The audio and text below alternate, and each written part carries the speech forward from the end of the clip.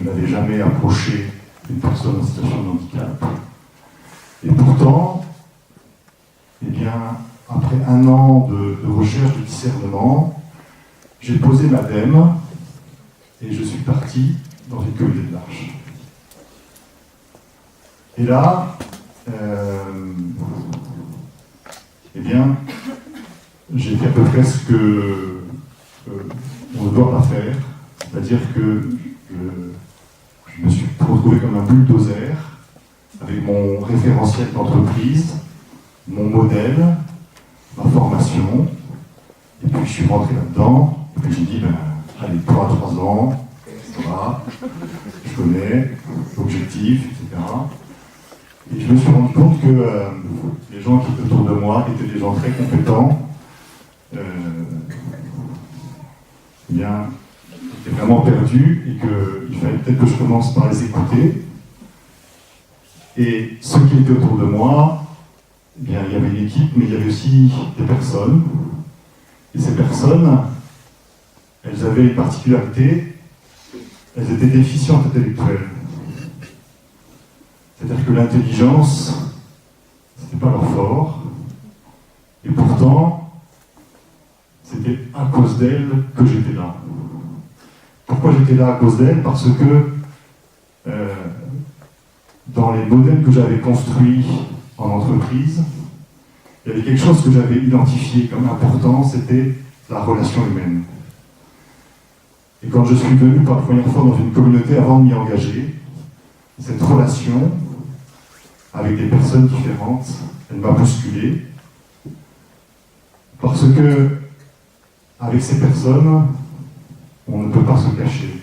On ne peut pas construire quelque chose. En tout cas, tout était construit très vite, parce que le mode de communication est différent, et que moi, j'avais appris, j'existais avec un certain nombre de pelures autour de moi, de pelures identitaires, que j'avais bien soigneusement accumulées, et que ces personnes avaient eu la chance, l'audace de casser, de percer, pour aller trouver quelque chose qui était fondamental, qui était la relation en vérité.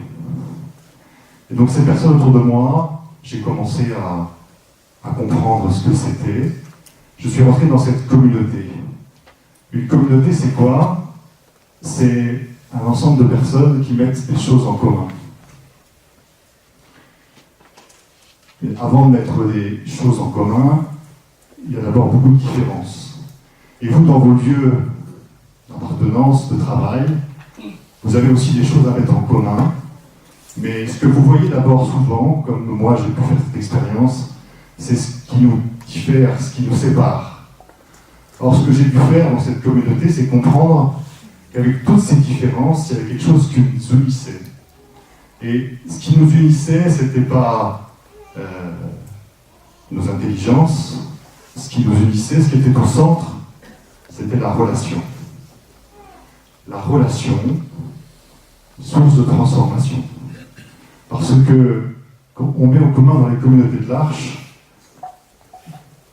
eh bien, cette relation qui nous unit. On met en commun quelque chose qui nous construit. On met quelque chose en commun dans cette relation humaine, au jour le jour, au quotidien, dans les détails qu'on vit ensemble. Il y a quelque chose qu'on vit dans les communautés de l'Arche qui est le point sommet, le point d'ancrage, qui s'appelle le lavement des pieds. Alors, moi j'étais là pour servir, pour donner, donc laver les pieds des autres, pas de problème. Vous connaissez l'histoire. Pierre, il dit surtout pas moi. Mais se laisser laver les pieds. Se laisser laver les pieds. Se laisser toucher dans sa fragilité, dans sa vulnérabilité, ça c'est autre chose. Se laisser aimer. Est-ce que je suis prêt à me laisser aimer? Est-ce que je suis prêt à me laisser aimer jusque dans ma fragilité? Et donc, ce lavement des pieds qui est le centre que l'on vit le jeudi saint dans la communauté de l'Arche, c'est un peu cette parabole qui est celle de nos vies, c'est-à-dire on vit ensemble dans une communauté, dans des relations qui sont souvent asymétriques. Il y a ceux qui savent, il y a ceux qui sont acteurs de soins, et puis il y a ceux qui sont accueillis et qui sont là. Alors que dans la communauté, on essaie de vivre des relations qui sont des relations de réciprocité. Je suis ton ami et je me laisse transformer. Et donc j'ai commencé à comprendre que j'avais dans cette communauté un peuple autour de moi qui sont devenus progressivement mes amis. Et ces amis, eh bien c'est eux qui ont fondé ma vie, qui ont accompagné ma famille. Mes enfants sont allés dans cette communauté. Nous ne vivons pas dans la communauté, mais nous sommes engagés dans cette communauté et nous partageons beaucoup de choses avec cette communauté, notamment nous faisons la fête très régulièrement à l'Arche. Et faire la fête à l'Arche, c'est arrêter le temps, c'est vivre le temps autrement. Et c'est célébrer tout ça. Et puis, j'ai donc été responsable d'une communauté pendant 10 ans à Cognac. Et puis, on va en parler aussi peut-être de ça, mais on a une façon de vivre la responsabilité à l'Arche qui est que cette responsabilité, elle n'est que provisoire, elle dure sur un mandat. Et donc j'ai fait 2 mandats de 5 ans, et puis j'ai laissé cette responsabilité en disant au bout de 10 ans, un responsable doit changer.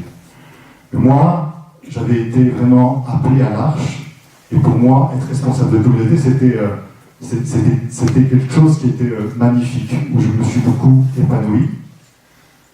Et au bout de 10 ans, j'ai dit à l'Arche, eh bien, voilà, je suis prêt à être responsable de communauté. On m'a dit, non, là, on t'attend, c'est responsable régional.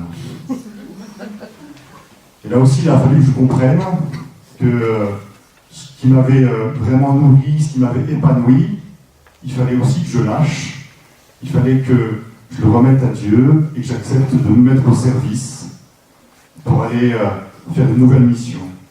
Ma mission aujourd'hui, c'est Marthe qui m'a fait comprendre. Marthe, c'est une personne accueillie dans une communauté, et puis elle ne me connaît pas très bien, elle me voit arriver, elle me dit « Ah ouais, toi, t'es le truc accompagnateur. » Alors ça me va bien, ça. Truc, parce qu'en fait, je ne suis pas grand-chose. Dans les communautés de l'Arche, il y a un responsable de communauté, il y a un président, ce sont des associations autonomes, avec une fédération. Et donc moi, je ne suis pas là-dedans, je ne suis pas dans la ligne hiérarchique, et pourtant, j'accompagne. J'accompagne les responsables de communauté, comme moi j'ai été accompagné. J'accompagne ce fait communautaire, ce mouvement qui veut vivre à la fois un travail, des relations humaines, une vie partagée, de fraternité, et puis une vie spirituelle. Et l'accompagnement de tout ça, ça a un sens. Et donc je suis en train de le découvrir.